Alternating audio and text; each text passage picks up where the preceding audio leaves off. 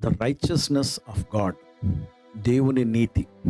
దేవుని బిడ్డలారా, చాలా మార్లు నీతిమంతుడు అన్న మాటని మనము బైబిల్లో చూస్తుంటాం. ఏంటి అసలు ఈ మాటకి అర్థం ఏంటి అని ఈరోజు మనం కొన్ని ధ్యానాలు చూద్దాం. మొట్టమొదట మూలవాక్యము యోబు 29:14 నేను నీతిని వస్త్రముగా ధరించుకుని ఉంటిని గనుక అది నన్ను ధరించుకుని ఉన్నది. చాలా విచిత్రమైన మాట ఇది. నేను నీతిని ధరించుకున్నాను, నీతి నన్ను ధరించుకుంది. అంటే నేను ఈ వస్త్రాలు వేసుకున్నాను, ఈ వస్త్రాలు నన్ను వేసుకున్నాయి. ఈ వస్త్రాలు నన్ను వేసుకుంటే వస్త్రాలు ఎక్కడున్నట్టు? నాలో ఉన్నట్టు. ఎందుకంటే నేను ఎక్కడున్నట్టు? ఇప్పుడు నీతి మీద ఉన్నట్టు, అంటే వస్త్రాల మీద ఉన్నట్టు. అలాగే ముందేమంటున్నాడు? నేను నీతిని వస్త్రముగా ధరించుకుని ఉన్నాను. అంటే నీతిని, వస్త్రాలని నేనేం చేశాను? ధరించుకున్నాను, నా మీద వేసుకున్నాను. రెండు డైకోటమస్, అంటే ఒక మాటకి ఇంకొక మాటకి సరిపోల్చుకోవటానికి లేదు, విరుద్ధంగా ఉంది. నీతిని వస్త్రముగా నేను ధరించుకుని ఉన్నాను, అది నన్ను ధరించుకుంది.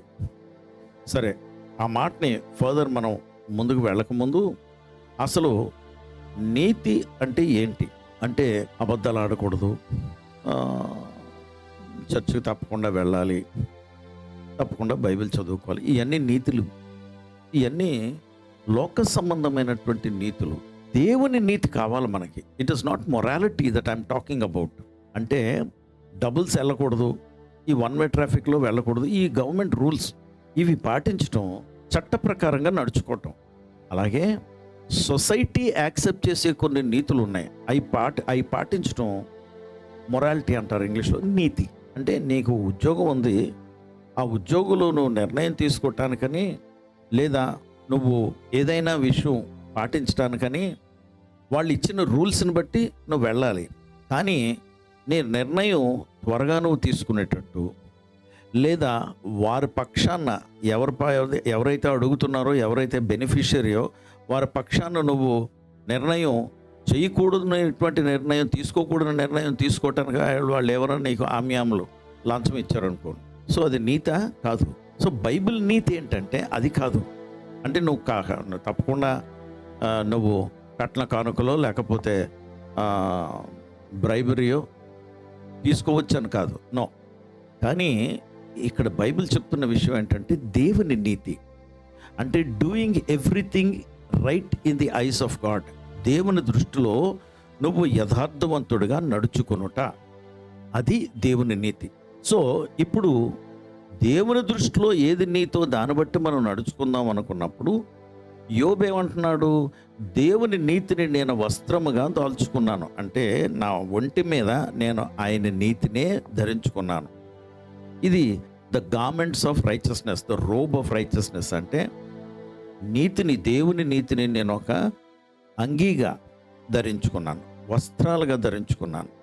కానీ ఇదే సమయంలో యోబు అంటున్నాడు, అది అంటే ఆ నీతి నాలో ఉండి నన్నే ధరించుకుంది. ఎలా ధరించుకుంటుంది? మనం అర్థం చేసుకోవటానికి నూతన నిబంధన 1 యోహాను 1వ అధ్యాయం 9వ వచనము, 2వ అధ్యాయము 1-2 వచనాలు కానీ చూస్తే అక్కడ నీతిమంతుడైన ఒకని గురించి రాయబడ్డది. ఎవరు ఆ నీతిమంతుడు అంటే యేసు ప్రభుల వారు. He is the righteousness of God, or he is the righteous one. ఆయన నీతిమంతుడు. నీతిమంతుడైనటువంటి యేసు ప్రభు వారు నిన్ను ధరించుకొనుట అంటే లోపల ఎవరున్నారు? ఆయన ఉన్నారు. అది. సో యోబు ఏమంటున్నాడంటే నాలో దైవత్వము ఉంది, దైవత్వము నన్ను ధరించుకుంది, నేను దైవత్వమును కూడా ధరించుకున్నానంటే నన్ను చూసిన వారు ఈయన నిజంగా దైవజనుడు అని చెప్పగలరు. దేవుడు నాలో ఉన్నారు కనుక నేను ఎక్కడికి వెళ్ళినా దేవుణ్ణి మోసుకు వెళ్తున్నాను అని అనగలడు, అంటున్నాడు. అది సాక్ష్యం. నీ సాక్ష్యం ఏంటి ఈరోజు? దేవుడు నీలో ఉన్నారా? నిజమేనా? మరి నువ్వు ఎందుకు ఎలా ప్రవర్తిస్తున్నావు? ఆయన నిన్ను ధరించుకున్నట్లయితే ఆయన మాటను బట్టి, ఆయన నీతి ఎక్కడుంది? నీ హృదయంలో ఉంది. ఆ నీతి నిన్ను పరిపాలిస్తుందా, నడిపిస్తుందా? లేదా నీ ఇష్టానుసారంగా నువ్వు ప్రవర్తిస్తున్నావా? నీ ఇష్టానుసారంగా నువ్వు మాట్లాడుతున్నావా? నీ ఇష్టానుసారంగా నువ్వు ప్రత్యుత్తరం ఇస్తున్నావా? ఏంటి నీ సంగతి? దేవుని బిడ్డ, ఈరోజు నువ్వు పశ్చాత్తాపడి నీతిమంతుడైనటువంటి యేసు ప్రభుల వారు నీలో ఉన్నారు కనుక, ఆయన నీతి నీకు అనుగ్రహించబడ్డది కనుక నీతిని వస్త్రముగా ధరించుకో. నీతిమంతుడైనటువంటి యేసు ప్రభుల వారిని నీ హృదయంలో చేర్చుకుంటే నిన్ను పరిపాలించే పరిపాలకుడిగా ఉంటాడు. అప్పుడు నువ్వు ఏం చేసినా అది దేవుని దృష్టిలో నీతిగా ఎంచబడుతుంది. ఏ కాదు, ఆఖరుగా రోమీయులకు రాసిన పత్రిక 5వ అధ్యాయం 9వ వచనంలో మనము ఆయన రక్తం వలన నీతిమంతులుగా ఎంచబడి, అంటే దేవుని నీతి మనకి అనుగ్రహించబడేది ఎలాగూ అంటే ఆయన రక్తమును ఆశ్రయించాలి. ఆయన రక్తమును ఎవరు ఆశ్రయిస్తారు? దీన మనసు కలిగి నేను పొరపాట్లు చేస్తున్నాను ప్రభా అని నువ్వు ప్రభురాత్రి సంస్కారంలో వస్తావు కదా, రొట్టె ద్రాక్షారసం తీసుకోవటానికి చేయి చాపి ఆ రొట్టె ద్రాక్షారసం తీసుకోవటానికి ప్రయత్నిస్తున్నావు కదా, నువ్వు తీసుకుంటావు కదా, నీ హృదయంలో క్షమాపణ ఉందా? నువ్వు ఒప్పుకుంటున్నావా? నీతిమంతుడైనటువంటి యేసు ప్రభు వారు అంటున్నారు, నువ్వు అబద్ధాలు ఆడుతున్నావు, సరి చేసుకో అని చెప్తున్నారనమాట. కనుక ప్రభా నన్ను క్షమించు ప్రభా అని అప్పుడు రొట్టె ద్రాక్షారసం తీసుకోవాలి. కానీ నువ్వేం చేస్తున్నావు? అందరూ చూస్తారు కదా, ఏమనుకుంటారు అన్నట్లు నువ్వు గౌకొని తీసుకుని తినేస్తుంటావు, లేకపోతే ద్రాక్షారసం తాగేస్తుంటావు. ఇది దేవుని దృష్టిలో నీతి కాదు. నువ్వు సరిచేసుకో, నీ జీవితాన్ని సరిచేసుకో. ఆయన నీతిమంతుడైనటువంటి వాడు యేసు ప్రభుల వారు నీలో ఉండి నీ మీద ఉండి నీతో ఉండాలంటే నువ్వు సరిచేసుకునే క్షమాపణ అడగాలి. అప్పుడు దేవుని నీతి నీకు అన్వయించబడుతుంది. దెన్ అబ్రాహాము ఏంటట?